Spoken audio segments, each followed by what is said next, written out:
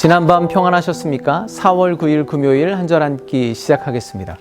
오늘은 출애굽기 3장 하나님께서 모세를 부르시는 장면, 모세가 이스라엘 민족의 영도자로 소명을 받는 장면을 나눠보도록 하겠습니다. 묵상을 하다 보니까 내용이 좀 길어져서요. 오늘과 내일 두 번으로 나눠서 보도록 할 텐데요. 먼저 출애굽기 3장 1절 말씀을 보겠습니다. 모세가 그의 장인 미디안 제사장 이드로의 양떼를 치더니 그 떼를 광야 서쪽으로 인도하여 하나님의 산 호렙에 이르매. 출애굽기 2장과 3장 사이에는 꽤나 긴 시간의 차가 있습니다. 40년 세월이 흐른 건데요. 근데 성경에서는 이 40년 동안 모세가 미디안 광야에서 무슨 일을 했는지 특별한 언급이 없습니다. 오늘 1절에 보면 모세가 그의 장인 미디안 제사장 이드로의 양떼를 치더니 딱 한 줄로 그의 40년 세월을 요약해 두고 있습니다. 왜 그럴까? 저는 개인적으로 생각해 볼 때 출애굽기를 모세가 썼잖아요. 자신의 삶, 40년의 삶을 돌아보니까 뭐 특별히 소개할 만한 게 없는 거예요. 그저 생각해 보면 구질구질한 인생이었을 뿐이고 매일매일 똑같이 반복되는 일상이었기 때문에 따로 기록할 만한 내용이 없어서 그런 것이 아닐까 생각해 보았습니다. 게다가 그의 장인 미디안 제사장 이드로, 한 사람을 지칭하는 표현이 반복해서 등장하죠. 그것은 40년간 모세가 살았던 삶이 자신의 것이라고는 양 한 마리도 없는 그저 장인의 집에 더불어 살이했던 그렇게 보잘것없는 모세의 삶을 그렇게 표현하고 있는 것이 아닌가 또 생각해 볼 수 있습니다. 우리가 모세의 삶을 돌아보면 그는 태어나면서부터 지금까지 평생 동안 어느 한 곳에도 머물지 못하고 안정을 취하지 못하는 나그네로 살아왔습니다. 그렇게 본다면 11절에 하나님의 부르심에 그가 회피하는 장면이 나오는데요. 그가 겸손해서라기보다는 그만큼 자존감이 완전히 무너진 자신의 신세를 자각한 것입니다. 현실을 깨달은 것이죠. 요즘 젊은이들이 하는 말로 현타가 온 것입니다. 그러던 어느 날 모세는 양들을 먹일 목초지를 찾다가 하나님의 산 호렙에까지 이르게 됩니다. 그곳에서 불이 붙은 떨기나무를 보게 되죠. 이런 현상은 뜨거운 태양볕이 내리쬐는 건조한 광야에서는 심심치 않게 일어나는 일입니다.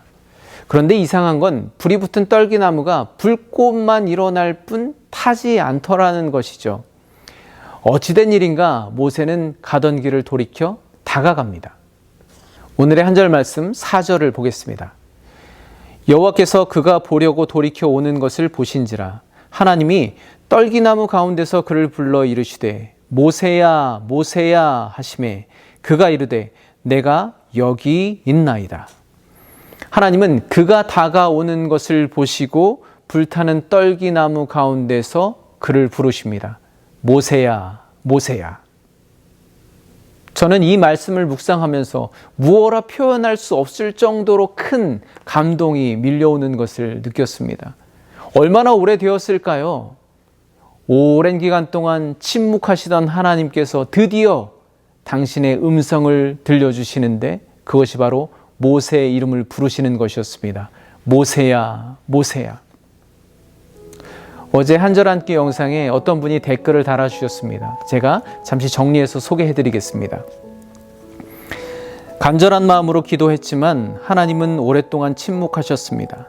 그래서 하나님은 나를 기억하지 않으신다, 나를 모르신다 좌절했는데 나중에 돌아보니 하나님은 내가 부르짖었던 그 세미한 소리들을 하나도 놓치지 않고 듣고 계셨고 나를 위해 새로운 일을 준비하신 은혜가 너무도 완벽하고 놀라워서 머리부터 발끝, 말초 신경까지 감사와 감동으로 적셔 주셨습니다.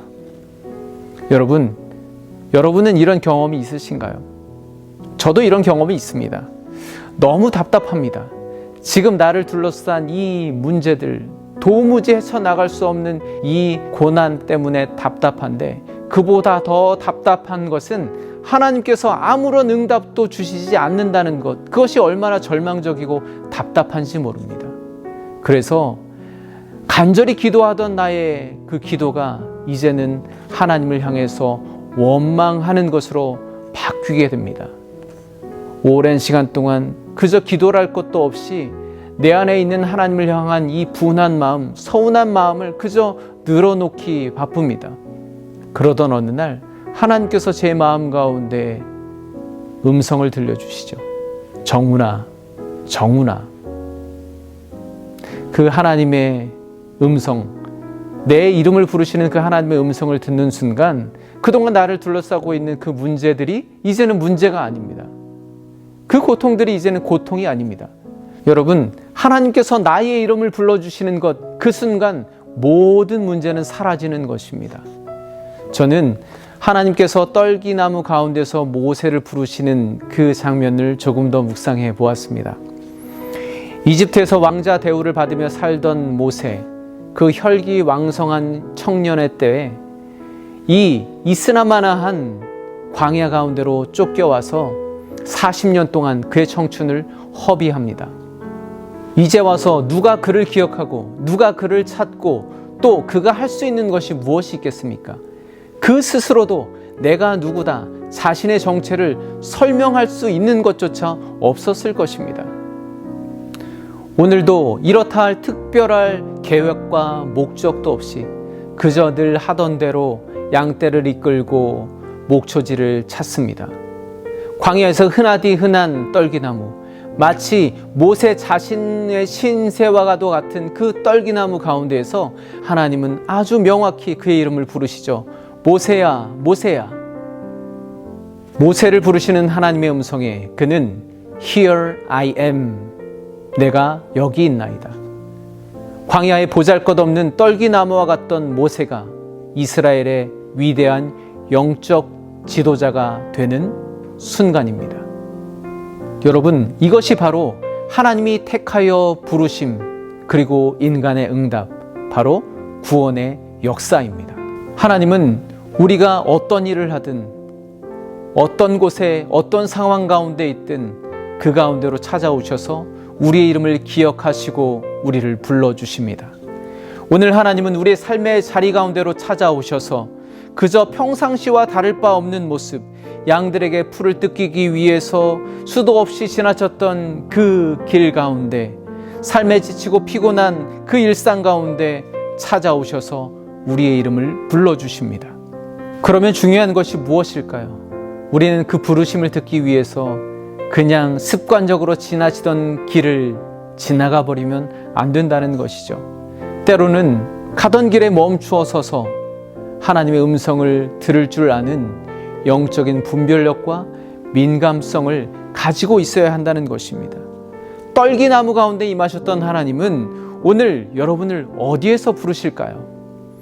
언제 어디든 하나님의 부르심을 듣고 가던 길을 멈추어 돌이켜서 내가 여기 있나이다. 믿음으로 응답하시는 여러분이 되시기를 간절히 축복합니다. 오늘 못다한 나눔은 내일 이어서 하도록 하겠습니다. 오늘도 하나님의 부르심 앞에, 하나님의 존전 앞에 서시는 여러분의 삶이 되시기를 간절히 소망합니다. 감사합니다.